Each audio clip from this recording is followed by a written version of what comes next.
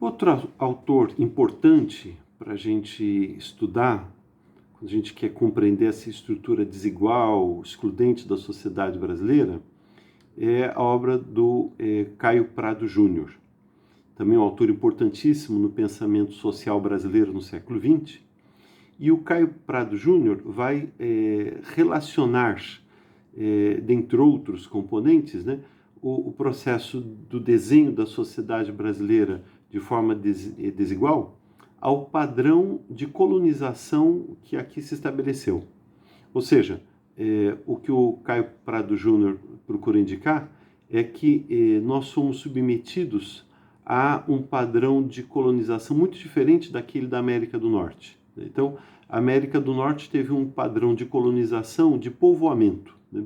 Ou seja, os imigrantes eles entendiam o processo de ocupação do território correspondente à América do Norte no sentido de transferência para aquelas terras, no sentido de morar nelas, de constituir história, família, enfim. Era um novo território que deveria constituir-se propriamente como um espaço nacional, como, digamos assim, um novo lar.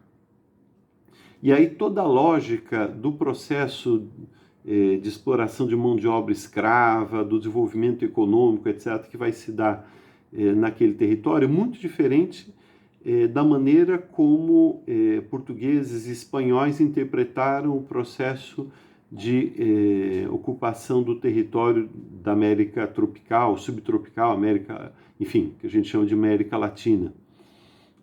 Aqui, o Brasil, nesse caso, né, se destaca, você teve um padrão não de colonização, de povoamento, mas de uma colonização propriamente de exploração, uma colonização com caráter mais predatório. Ou seja, se entendia que havia um território que você ia numa espécie de empreitada para enriquecer, para expropriar de riquezas esse território, e aí você tem toda uma lógica de organização do trabalho escravo, das estruturas políticas, assim por diante. E, ao mesmo tempo, esse processo de colonização é indissociável no pensamento do Caio Prado Júnior do processo de acumulação capitalista primitiva. Ou seja, naquele momento, né, então, no âmbito do desenvolvimento do capitalismo mercantil, que vai se constituir a concentração do capital, que por sua vez vai alavancar a Revolução Industrial, inaugurando o capitalismo propriamente industrial, o modo de produção capitalista industrial. Mas é neste período do século XV, XVI até o século XVII, XVIII, que vai se configurando internacionalmente as bases daquilo que iria possibilitar a concentração do capital nas mãos da burguesia e que vai sustentar, digamos assim, o desenvolvimento do capitalismo industrial. E nesse processo de acumulação primitiva,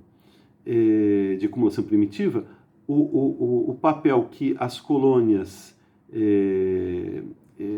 da América Latina desempenhavam já era um papel essencialmente de subordinação, né? de prestar-se ao serviço de gerar riquezas, sem que essas riquezas se constituíssem, digamos, para uma base de construção de um Estado nacional.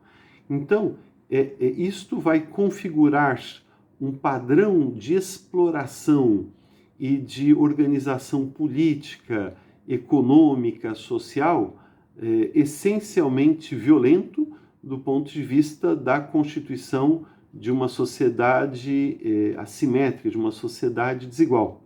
Então, o Caio Prado Júnior vai relacionar diretamente a nossa desigualdade a esse processo histórico de constituição das bases do capitalismo mundial e da divisão internacional do trabalho, ou seja, coube naquele momento as Américas, especialmente a América Latina e o Brasil nesse contexto, um papel de exploração intensa dentro daquele referencial colonizador.